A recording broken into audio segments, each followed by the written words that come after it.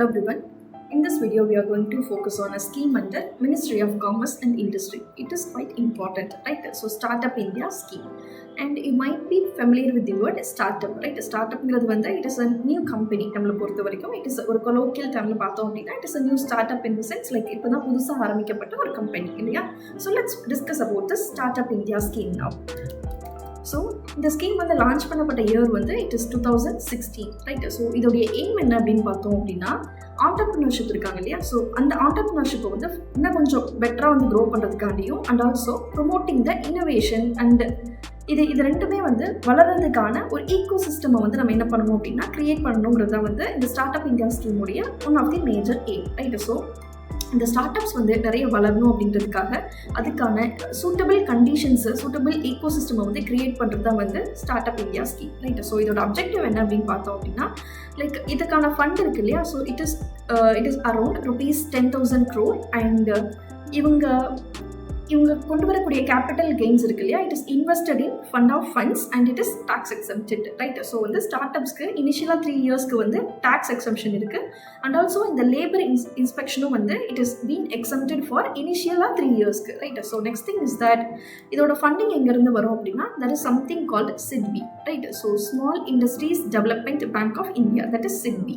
So அங்கேருந்து credit guarantee fund வந்து start அப்ஸ்க்கு வந்து கொடுக்குறாங்க. எதன் மூலமாக அப்படின்னு பார்த்தோம் அப்படின்னா, இந்த SIDBIஸ் மூலியமா, right? Small industries development bank of India மூலியமா இவங்களுக்கு வந்து ஃபண்ட்ஸ் வந்து சேருது for like credit guarantee funds, right? So generally ஒரு ஸ்டார்ட் அப்ங்கிறது என்ன அப்படின்னா, இந்த ஸ்டார்ட் அப் உடைய ஹெட் குவார்ட்டர்ஸ் வந்து it must be located in இந்தியாவுக்குள்ளே எங்கேயாவது இருக்கணும், ரைட்? அதே மாதிரி இது ஓப்பன் பண்ணி 5 yearsக்குள்ளே இருந்திருக்கணும், ரைட்? அதே மாதிரி உங்கள் ஆனுவல் டர்ன் ஓவர் எவ்வளோ இருக்கணும் அப்படின்னா, ஒரு வருஷத்துக்கு less than 25 lakhs தான் வந்து அவங்களுடைய டர்ன் ஓவர் வந்து இருக்கணும். ஸோ இதெல்லாம் இருந்தது அப்படின்னா இந்த ஸ்கீமுக்கு கீழே we can define a startup, right? So start up is an entity.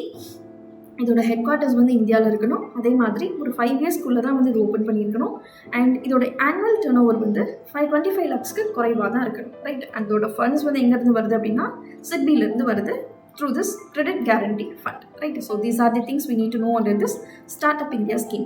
And some of the benefits with respect to startup scheme பார்த்தோம் அப்படின்னா, ஃபர்ஸ்ட் வந்து செல்ஃப் சர்டிஃபிகேஷன், அதே மாதிரி டேக்ஸ்லேருந்து they will be exempted for initially 3 years. And also இப்போ இவங்களுக்கு வந்து clearance இருக்கு இல்லையா, ஒரு விஷயம் ஸ்டார்ட் அப் பண்ணுறதுக்கு we need some approval from the government. அது வந்து ஒரே விண்டோ கீழே உங்களுக்கு கிடைச்சிடும். That is simplified in a mobile app. அதே மாதிரி இவங்களால ப்ரொடியூஸ் பண்ணக்கூடிய திங்ஸ் எல்லாமே வந்து it is got patent. So patent production இருக்குது.